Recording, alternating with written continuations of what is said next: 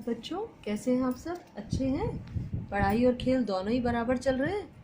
चलिए बच्चों, अभी तक आप हिंदी के 2 चैप्टर पढ़ चुके हैं। आज मैं आपको तीसरा चैप्टर पढ़ाने जा रही हूँ, जिसका नाम है चांद वाली अम्मा।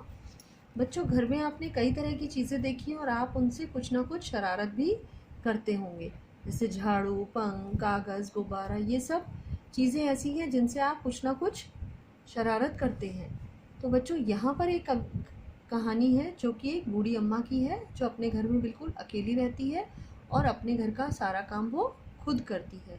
पानी लाना, खाना बनाना, कपड़े धोना, सारे काम वह खुद करती है। घर का झाड़ू लगाना भी वह खुद ही करती है।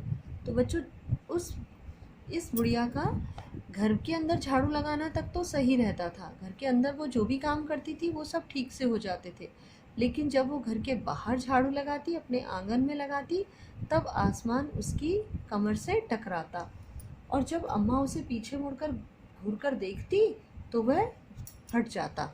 यह रोज़ ऐसा ही चलता रहता। अम्मा के अंदर के काम सारे हो जाते और जब वह घर के आंगन की झाड़ू लगाने आती तो आसमान उसे परेशान करता। एक दिन क्या हुआ बच्चों, अम्मा पानी भरने गई तो वहाँ पर उसका किसी से झगड़ा हो गया। अम्मा गुस्से में तो थी ही। जब वह घर आई और जैसे ही उसने आंगन में झाड़ू लगाने लगी तो आसमान जैसे रोज़ उसकी कमर से टकराता था, उस दिन भी वह उससे टकराया। अम्मा को बहुत तेज गुस्सा आया। उसने आप देखा ना ताप और एक झाड़ू आसमान को दे मारी। आसमान पीछे हट गया, पर फिर क्या था, वह तो अपनी आदत से मजबूर था।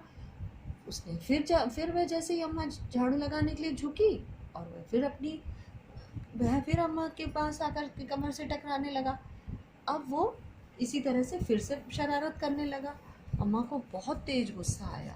अब उसने क्या किया, जैसे ही वह टकराया तो अम्मा ने झाड़ू पकड़ ली और झाड़ू पकड़ी।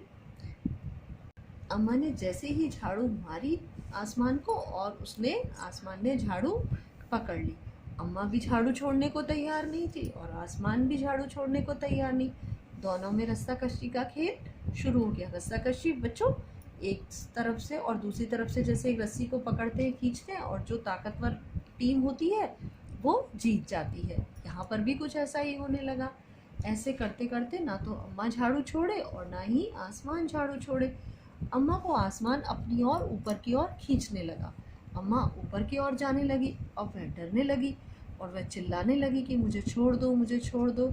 पर उसने कहा, अब तो मैं तुम्हें नहीं छोड़ूंगा और मैं तुम्हें ऊपर वहीं लेकर के जाऊंगा और अब तुम आसमान में ही झाड़ू लगाना। अम्मा झाड़ू छोड़ नहीं सकती थी क्योंकि वह बहुत ऊपर जा चुकी थी और चांद ने देखा। तभी वहाँ पर अम्मा को चांद दिखाई दिया। तो अम्मा ने क्या किया, अपना पैर झट से चांद की ओर बढ़ाया और वह चांद पर चढ़ने लगी। अब आसमान ने देखा कि यहाँ तो चांद अम्मा की मदद के लिए आ गया, तो और अम्मा चांद पर चढ़ गई है, तो उसने झाड़ू को वहीं छोड़ दिया और उसने सोचा कि अगर मैं अम्मा को पकड़े रखूँगा तो चांद तो अम्मा की मदद कर ही रहा है और मैं हार जाऊँगा। उसने अम्मा को वहीं छोड़ दिया और आज तक बच्चों वो अम्मा वहीं पर ही चांद पर झाड़ू पकड़े बैठी है और आसमान वहाँ से चला गया। तो बच्चों, है ना एक ये मज़ेदार कहानी। अब आप रात को देखना क्या सच में आपको एक अम्मा वहाँ पर बैठी हुई दिखाई देती है। चलिए बच्चों, अब हम इसके शब्दार्थ देखते हैं। शब्द है हमारा झट। झट का मतलब तुरंत। दूसरा शब्द है खुद। खुद का मतलब स्वयं, मतलब अपने आप। क्रम, सिलसिला, जो कि अम्मा और आसमान का चलता रहता था रोज़ाना। छेड़ना, परेशान करना। आपको मालूम ही है इस कहानी में कौन किसको परेशान कर रहा था। वार, हमला। छठा है आपका शरारत, शैतानी। कौन शैतानी कर रहा था, आसमान। रस्साकशी, रस्सी खींचना।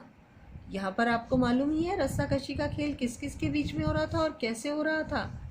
आठवां शब्द है आपका बच्चों मदद, सहायता। किसने यहाँ पर किसकी सहायता की थी, चांद ने अम्मा की सहायता की। तो ये थे बच्चों इसके शब्दार्थ। अब आप बच्चों को ये शब्दार्थ तो अपनी कॉपी में करने ही है, इन्हें याद भी करना है। साथ ही इस पाठ के जो भी कठिन शब्द हैं उन्हें आपको लिखना है और अच्छे से अभ्यास करना है बच्चों। मात्राओं का विशेष ध्यान रखें, मात्राओं की गलती बिल्कुल भी नहीं करें। ठीक है बच्चों, तो अगली क्लास में फिर मैं आपसे मिलूंगी इसके कुछ अभ्यास कार्यों के साथ। धन्यवाद।